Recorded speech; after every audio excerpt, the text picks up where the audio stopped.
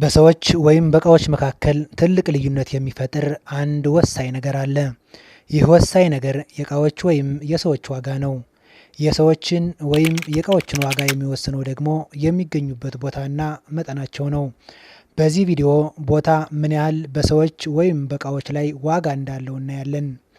ለምሳሌ ሁሌ በሰፈር የሚገኝን ሰውና በዓመት አንድ ጊዜ የሚገኝን ሰው ውሰዱ። የትኛው ተፈላጊና ዋጋ ያለው ነው? በብዛት በየሰፈሩ የሚገኝ ምንም ዋጋና ቦታ አይኖረውም።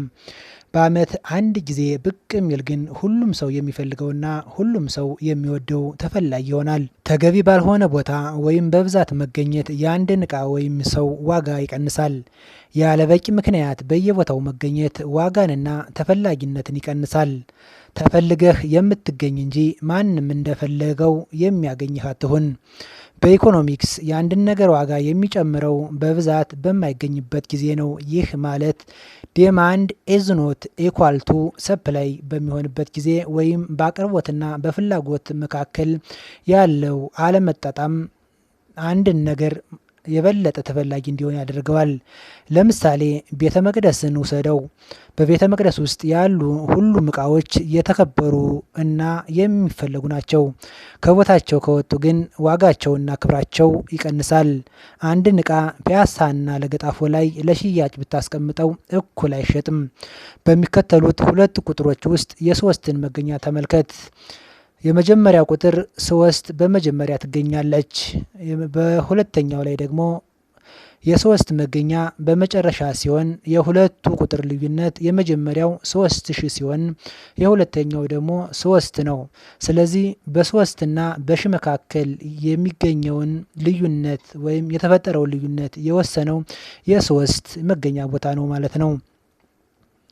አንድ ሰው በሁሉም ቦታ ከተገኘ በሰዎች አእምሮ ውስጥ እንደማይፈለግና ምንም ልዩነት እንደማይፈጥር ወይም ዩኒክነስ እንደሌለው በሰዎች አእምሮ ውስጥ ሰርጾ ስለሚገባ በተወሰነ መጠን ሰዎች በሚፈልጉት ጊዜ ሳይሆን አንተ በፈለግከው ጊዜና ቦታ በመገኘት ቦታህን ጠብቀህ ክብርህን ጠብቀህ መገኛህን አስከብረ ከተገኘህ በሁሉ ዘንድ የምትወደድና ሁሉም የሚመኝህ ትሆናለህ። ሌላ ተጨማሪ ልጨምርላችሁ አንድ ምሳሌ። በድንጋይና በወርቅ መካከል ያለው ልዩነት ድንጋይ በሁሉም ቦታ መገኘቱ ሁሉም ሰው የሚያገኘው ሲሆን ወርቅ ደግሞ በሁሉም ቦታ የማይገኝና ሁሉም ሰው የማያገኘው በብዙ ድካምና በብዙ ጥረት በተወሰነ ቦታ ብቻ መገኘቱ ነው እንጂ ሁሉም ድንጋይ ነው። አንዱ በብዛት ይገኛል፣ አንዱ በብዛት አይገኝም። የዋጋውን ልዩነት ብዛት ወስኖታል ማለት ነው።